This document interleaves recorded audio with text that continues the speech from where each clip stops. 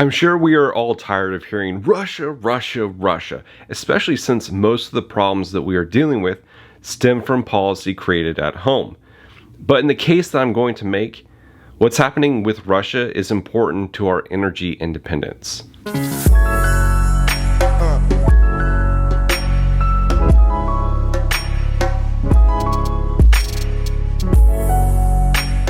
Hey everyone, welcome to Campbell's Coins. We are on the brink of an energy crisis here in the United States and all over the world. We are already seeing this play out in Europe with their gas crisis and Russia cutting off the European access to the Nord Stream 1 pipeline. And then here in the United States with our high inflation and high energy costs over just the last couple of years. An energy crisis would be detrimental to all and extend so much beyond just higher gas prices. In the case of Russia, they provide 10% of the world's supply of uranium. Half of the uranium that we use in the US comes from Russia, Kazakhstan, and Uzbekistan. 20% of all the electricity created here in the US comes from nuclear power. But we don't have any operating uranium mines and only one commercial enrichment plant. We source much of this uranium from other nations. As you can see from this chart, worldwide demand is far exceeding supply. What do we do if the Russians cut off the world from their supply of uranium? This is a national security concern as it puts too much reliance on other countries. ESG stands for Environmental Social Governance. An ESG score is a score assigned by the UN to a country based on how well they feel that country is employing new environmental social policies. Sri Lanka has a great ESG score of 98.1. That country is collapsing in on itself because Sri Lankans got tired of the gas and food shortages. They stormed the presidential palace and forced the president to flee. The Netherlands is another prime example of having a high ESG score, but protests from farmers have broken out because the new environmental standards established are impossible to meet. The latest one from the government is to slash nitrogen emissions and cut emissions from their cows by 50%. How does one stop a cow from emitting gases? Farmers would be forced to needlessly destroy livestock, all in an effort to meet some standard set by a bureaucrat who has never worked on a farm, let alone gotten their hands dirty a day in their lives. If you have ever farmed, you know that nitrogen is an essential element for plant growth. Some crops suck a lot of nitrogen out of the soil, and those areas with deficient nitrogen levels have it pumped back into the soil to help the next crop over the next growing season. Some crops decompose enough to reintroduce that sucked out nitrogen back into the soil, but a good amount of time nitrogen has to be reintroduced. The Netherlands is the second largest exporter of agriculture next to the United States. Messing with the food supply tends to cause food crises and eventually famines. This is no different from the energy crisis we are starting to see now. With everything going on with our economy, I tell you why it's a good idea to buy physical gold and silver. Stackers see problems with the economy and pick a solution that could help them during economic situations. What does one do if they see an energy crisis coming? I mean, you can prepare for that in some ways by getting firewood or getting extra fuel, but one can invest in industries who can alleviate the energy crisis. This brings us to the sponsor of this video, Uranium Energy Corp. Unlike gold and silver, you as a citizen cannot legally buy physical uranium. But what do you do if you want to invest in uranium? The answer is mining stocks and royalty companies. But why uranium? You stack gold for many reasons, but the main reason is because it's an incredible hedge against inflation. Commodities, especially high energy commodities like oil, natural gas, and uranium, are even more inversely correlated with the dollar's weakness. Inflation is really sensitive with their prices. We have seen this with oil jumping to $120 a barrel this year and uranium climbing 58% in October 2021 alone, from $19 to $46. I think uranium is currently around $26, which is crazy low considering its all-time high was $137 in June 2007. When uranium moves, it's more intensive because the global supply is so tight. Let's take silver as an example. If the price of silver moves from its current price to $60 overnight, the market would be flooded with physical silver as everyone and their mom would be selling off silver to cash in on the rising prices. One would think this would be the case with other commodities like uranium. If the price rises to $60, the market would be flooded with uranium supply, right? Wrong. The supply out there is not enough. To bring a shut down mine back online, it would take an estimated 2 years to be in full production. Starting a new mine from scratch would take about a decade. And this is just to mine it. Refining it further into nuclear fuel is another year-long process. So, if the price hits $60 tomorrow, it wouldn't change new mine supply for at least 3 years. This is why we have seen such extreme price jumps. From 2001 to 2007, uranium's price rose 3,500%. The current administration campaigned to end the oil industry and to go green. No more subsidies for fossil fuel industry. No more drilling on federal lands. No more drilling, including offshore. No ability for the oil industry to continue to drill, period. They messed with the oil supply in 2021, and we are now seeing higher gas prices and higher energy prices across the board.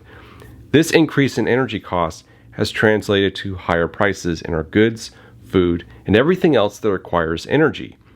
One big problem, though, in their attempt to go green, they didn't create new infrastructure to take over the one that they want to replace. Shutting down all those oil rigs and pumps has forced the president to beg countries like Venezuela and Saudi Arabia to increase production and to sell us oil. If only we had the resources at home to be energy independent.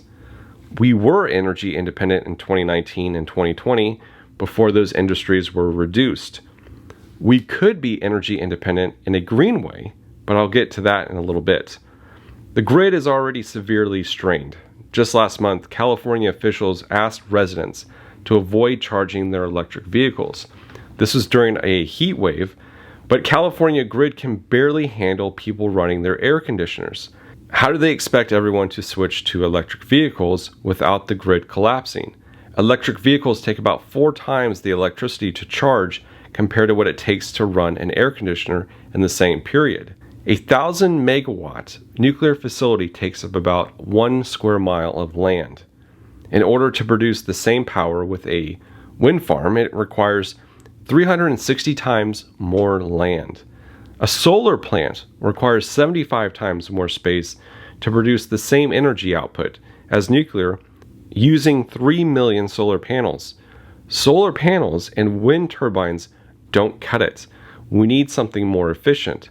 This is where uranium comes in. Uranium is a critical resource for a green energy future.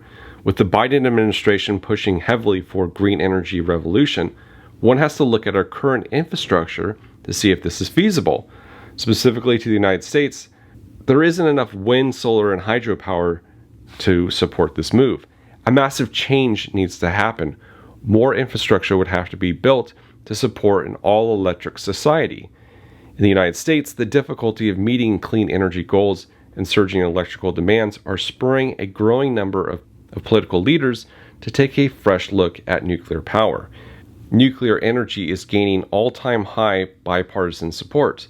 Nuclear power is incredibly clean, and it is the greenest option for a green energy future. One uranium pellet, about an inch tall, is equivalent to 17,000 cubic feet of natural gas, 120 gallons of oil, or a ton of coal. The total waste created with nuclear energy is incredibly small compared to other sources, and companies are coming up with new ways to take nuclear waste and wring out every bit of energy out of it, so that none of it goes unused. Unlike solar and wind power, nuclear power plants don't rely on the weather or the time of day to produce electricity. Countries all over the world are moving towards a green energy future too. Many European lawmakers have shifted their mindset and have approved law designating nuclear as sustainable energy source. This is something that they were against just 2 years ago. Finland started up its first nuclear reactor in over 40 years.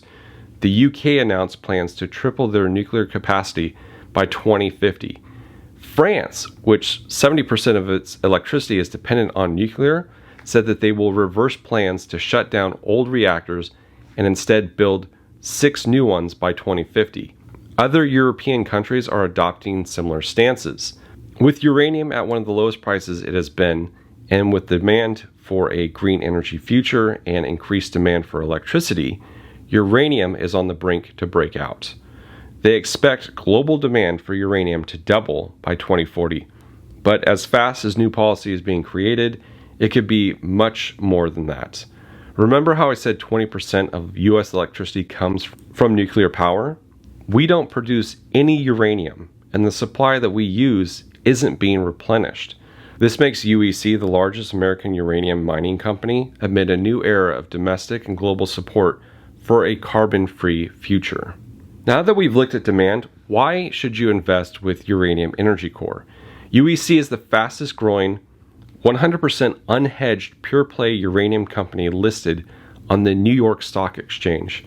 Pure play means that they focus entirely on uranium instead of getting distracted by other sectors.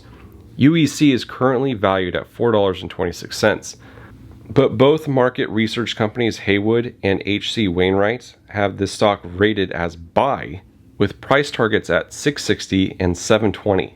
These price targets imply 100% upside in the coming year. Will the price reach these levels? Who knows, but UEC has received the attention of some major investors like BlackRock, State Street, Fidelity, USB, UBS, and Sprott. UEC is run by some impressive people you've heard of many times. Amir Adnani is the president and CEO. He has been featured on Fox Business and Kitco News. UEC has a very strong balance sheet with $182 million in cash and in liquid assets with zero debt. UEC is based out of Texas and warehouses a 5 million pound stockpile of uranium in the United States.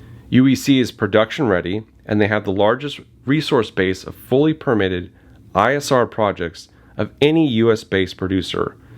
Permitting here in the United States takes many years to get completed, and if the US required domestic uranium production at some point in the future to be energy independent, instead of getting uranium from states like Russia, UEC could be the largest producer of uranium instantly. You have a supply stretched thin with growing demand from geopolitical events and calls for energy independence. This is a recipe for massive growth. The uranium market has enormous potential, and Uranium Energy Corp's direct exposure to the rising uranium price and nice additions to its portfolio has positioned UEC brilliantly to great upsides. Aside from silver, uranium is a market I see with a lot of potential growth. Hard to imagine a better play based on all the things going for uranium. I have links down in the description if you're interested in learning more and so that you can do your own research. As with any investment, do your own due diligence, factor in timing and pricing to see if it's a good time to jump in. I'd like to extend my gratitude to Uranium Energy Corp for sponsoring this video. I really appreciate the support. Your time is your most precious asset, and I appreciate you spending it here with me. Thank you all for watching. This is Campbell's Coins, and that is my 2 cents.